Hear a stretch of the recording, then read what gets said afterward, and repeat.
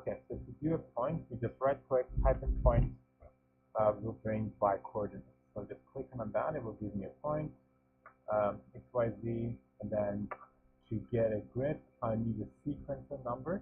So just right click and do the sequence. And then I've got a start point. For now, I'm gonna give it 0 there. Then I need number of points. So amount, how many? Probably I'll need I don't know, a 10 by 10 or whatever. So because I might need to change it later, I'll do a slider. That would be easier to work with. I want it to be just integer, so 1, and then the maximum I'll put it on 20. I'll close that. I'll give that to that right there. And then the step sizes, how big that want to be. That gonna be, so I'll just hold control and move this number slider, and it should pop. There we go. I'm gonna change it to step to 0.1. My maximum, I don't need it to be more than 4. I'm gonna assign it to that step. I'm gonna assign the sequences to X and Y. And we are not doing it. Just 1. So if we say we want to have, let's say, 7 by 7, you see that. Do you remember why we're seeing that line, not the whole grid? And nod your head. Yeah. Okay. Yeah, so we right click and do a lacing, and then we do a cross product. And we discussed that last time, but if you guys don't remember what that was, I can explain it again. Okay. So we'll do that. Now we see all the points that we have. Maybe they're too close, so I'll give them a bit more spacing. And there we go.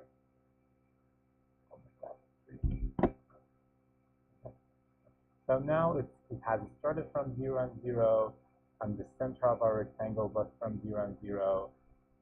Maybe not exactly what we wanted, so just to change that, I'm gonna change this code blocker to another slider right there.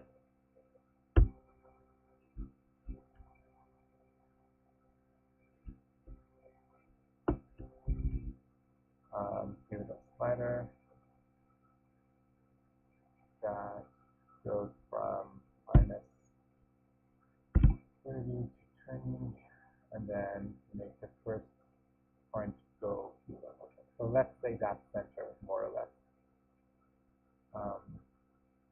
Now we have the points, we have the rectangle. We need to find the circle. So very simple. Again, we go right click, type in a circle, bicenter and radius. That's almost what we need. So bicenter and radius. I've got the points here. What are my center points? Those are my center points. What is the radius? Probably another slider like that.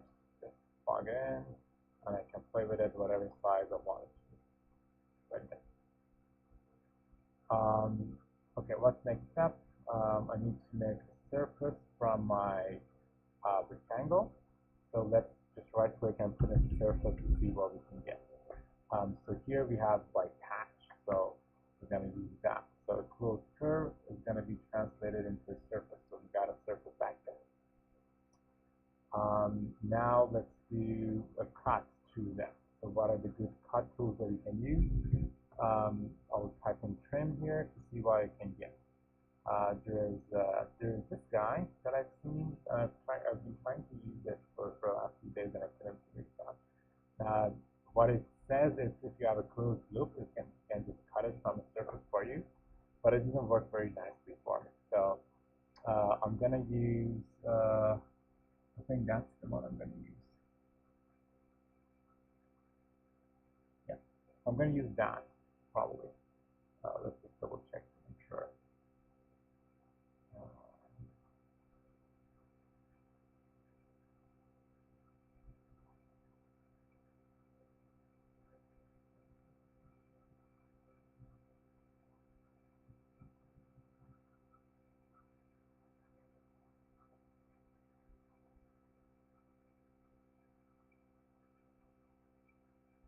Okay, Yeah, so that's the one we're gonna use. So let's see what we need to have. So the surface, that's very simple. We need a surface to be here. So I just plug in the surface, and that thing needs to be a solid. So I cannot cut a curve from. So in order to make a solid, I need to make solid from this circle. So how to do that? It's very simple. We usually do extrude. So let's look for extrude and see what we can find. The extrude, and then there's an extrude as solid. So using this tool, you can extrude your curves and get a solid from it. If you do the other extrude, one of these, you will get a open um, surface from it. So it's not going to be a solid. So I'm going to do extrude as solid because you need a solid. Here a circle as curves. Um, then in the direction, so I'm going to give it a z-axis right there. So z-axis. And then the distance, how big it should be. Again, one of these sliders I can just copy and paste and use. Um, Distance, it should show up.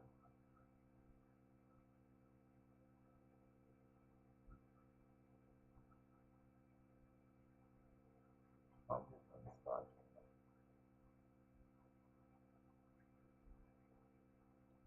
Um, okay, so a lot of times happen that these things are not working for some reason. So a few things to check is to go back and look at your list and tree of data that you're given to the function and see why probably that's not working. Two of the solutions that usually work is that one is you probably have a problem with your lacing. Second one is maybe your tree or the data that you're putting in needs to be flattened. So let's see what you're given. So this circle is in form of that list. So if you are standing on one node, and then you wait on it, down here you'll see your list with the data that you have. So it is in a graph form. You probably might need to make that flatten. And also, it is the shortest, so maybe we need to have it as cross product. So let's try that and see what it gives. So the cross product is not working. Let's try to go with the flatten and see if that works. I'm going to do flatten 2D there. So here are circles. And then the amount is, again, we said how many layers you have and ask how many layers you want to put back. So I will put 2 because the thing right now I've got 2 layers. Um, there, I'll just move this size, okay, so that we can see better. That. Okay, now if you wait here on that, um,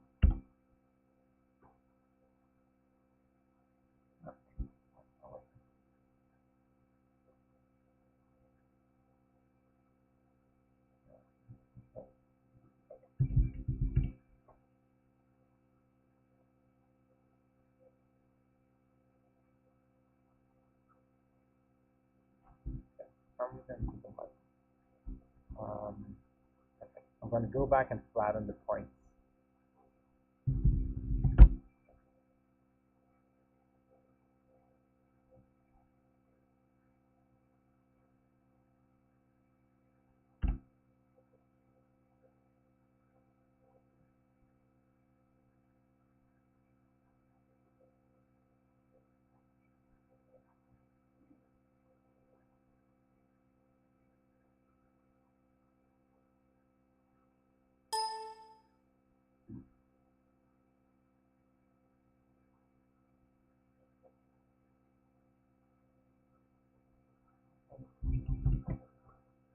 All right, it's gone. Let's try it one more time. Close the for me. Okay, while that's opening, I'm gonna, okay, so let's say it's safe for me. Yes. Okay. Yeah.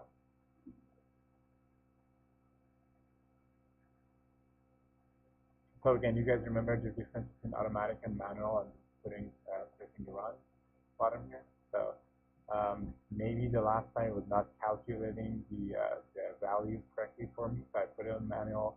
I clicked on run, and it's taking me a while to do that. So probably, um, yeah, yeah. So mine crashed again. So I'm gonna go to the standalone uh, and then delete the ones that we have not talked about and move them somewhere. I'm gonna just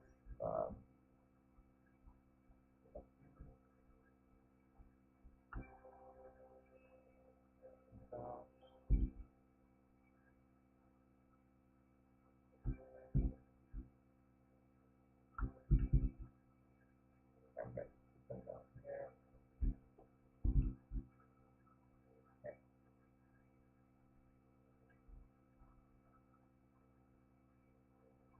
Right. So we were here. We had our circles. We had the rectangle. We were going to do the extrusion, which is because it's a crash. So I'm going to try it again here. So extrude a solid. That's my flatten circles. So circles. Now it is working. Okay. Um, and then I've got my surface here. So if I right click and do preview, you'll see it. Um, So the other thing that might is a good practice and also might be useful here, might not be, is to move your surface down a little bit so that you're sure it's going through your surface. So just to practice how move works. So we'll do a move.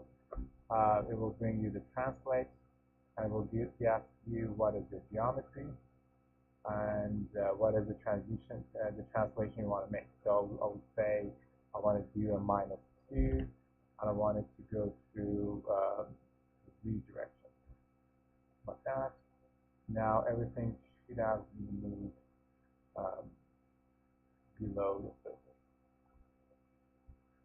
Yeah, right there. I'm gonna just hide this so I don't see those, don't get confused. Now this is what I have. This was my extrusion. I would do a larger number, let's say 20, just to make it more visible, give it resistance. Now we have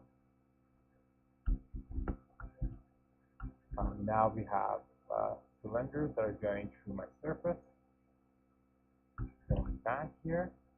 Um, okay, so if I use this as my geometry, you'll see that this is not working. If I do the cross product, still it's not working. The reason is a few things. So first of all, I need to do a flatten because here I have let's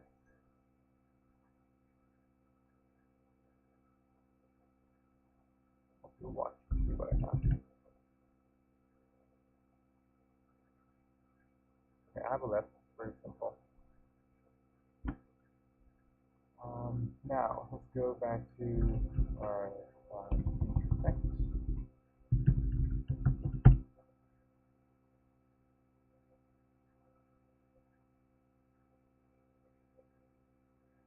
Okay.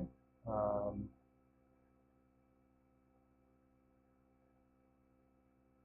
yeah.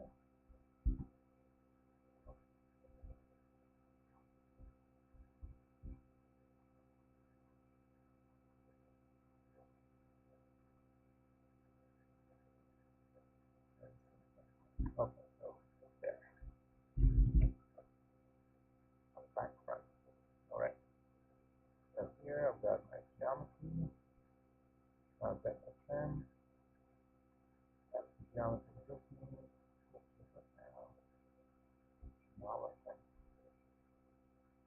Doesn't really like me saying.